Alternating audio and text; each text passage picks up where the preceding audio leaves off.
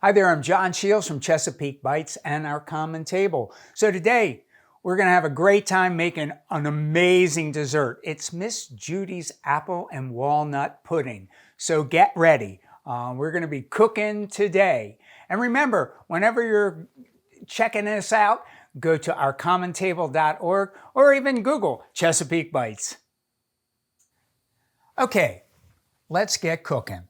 Now this Miss Judy's apple and walnut pudding, it's kind of something, you know, between a pudding and a cake.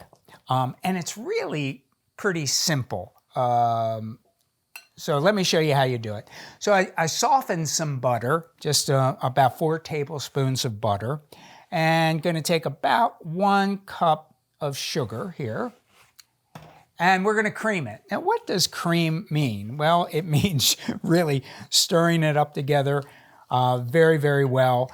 You could do this in your KitchenAid or, you know, your Mix Master. I'm going to do it the old-fashioned way and just do it all by hand. And it's really just going around and around and around until it's all incorporated. Just like so. Now, in our effort to do everything from the farmer's market, we have the butter that we got actually was from South Mountain Creamery. That's up on your way like out to Hagerstown as we're approaching Western Maryland. They have some amazing product up there. Okay, so here we go. We're creaming. Okay, I feel pretty creamed with that. Next thing I'm going to take, you know, we stopped over to Andy's Eggs, and we got some fresh eggs from him.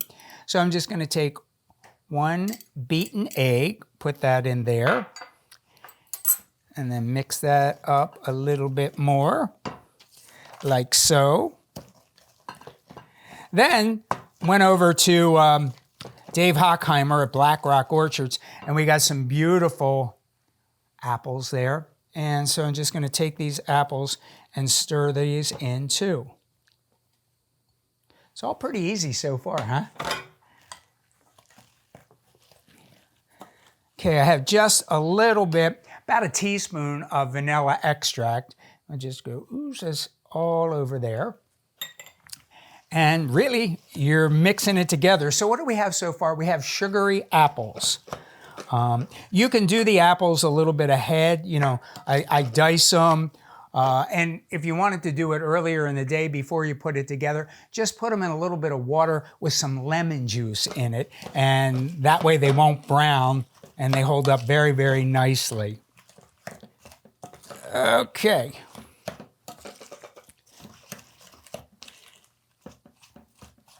There we go. So when I was over with Dave today, he did explain, you know, a little bit about wintering over. And during the spring, it's kind of hard to find fresh things. You know, the strawberries aren't out right in the early spring, and you sometimes have to wait. So apples are around. And, you know, Dave explained to us how he preserves them, and so they last over the winter. All right, now I have a little bit of walnuts here. And you can use English walnuts, or in Maryland, we have the black walnut. It's a little more astringent. So I took a little bit of both and mixed those together. Whenever you're using a black walnut, remember to keep them refrigerated if you're not going to use them quickly, because they have a really high oil content and they tend to go rancid pretty quickly, but they have a really, really unique, distinctive flavor. All right, here we go. Got that. Now, right here, I have some flour. It's all-purpose flour, and we're going to put in a little bit of baking soda. Okay, it's the soda, not powder. I know it gets confusing, but make sure you use the soda. Otherwise, you're going to have a completely different type of pudding. I'm sure it'll be tasty, but it's not going to be quite the same as Miss Judy would like it to be. Next, I have a little bit of cinnamon here about a teaspoon of cinnamon, put in there. And I'm just going to mix it all together. Very, very simple. There we go. So we have our apples, our sugar, our butter, all those things, and I'm going to just take this mixture of the flour and the baking soda, put that right in,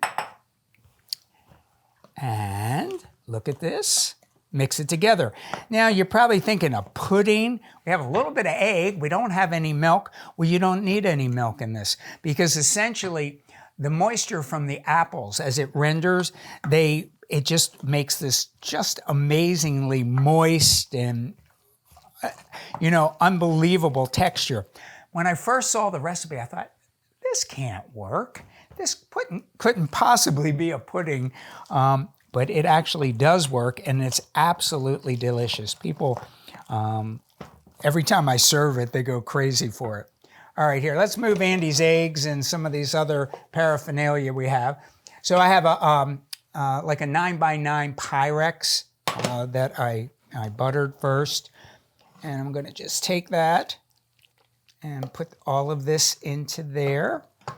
Now, I also did preheat the oven to 350 degrees. So it's just a moderate oven. It's not real hot, not too crazy. And it's going to take about 35-40 minutes for this to cook. And when it comes out, you're going to see what I'm talking about. It's maybe not what you're expecting. So here, we'll just take this and smooth that out a little bit like so. I'm going to take this, we're going to pop it in the oven, and then I'll show you what's next. Okay, we have our apple walnut pudding. It's out of the oven, and you can see it kind of like a little loose, but also a little bit like a cake.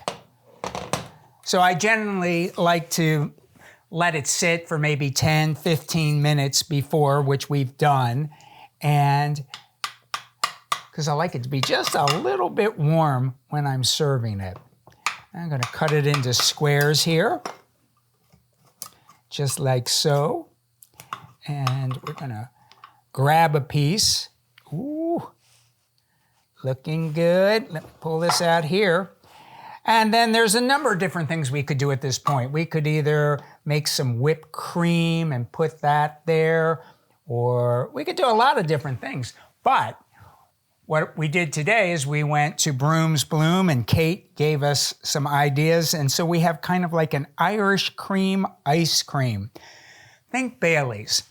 I'm going to just take a little bit of that, put that right on the side of this here. Look at this. Just beautiful. And then the next thing you do need to do, just get a fork and we're ready to eat. Enjoy.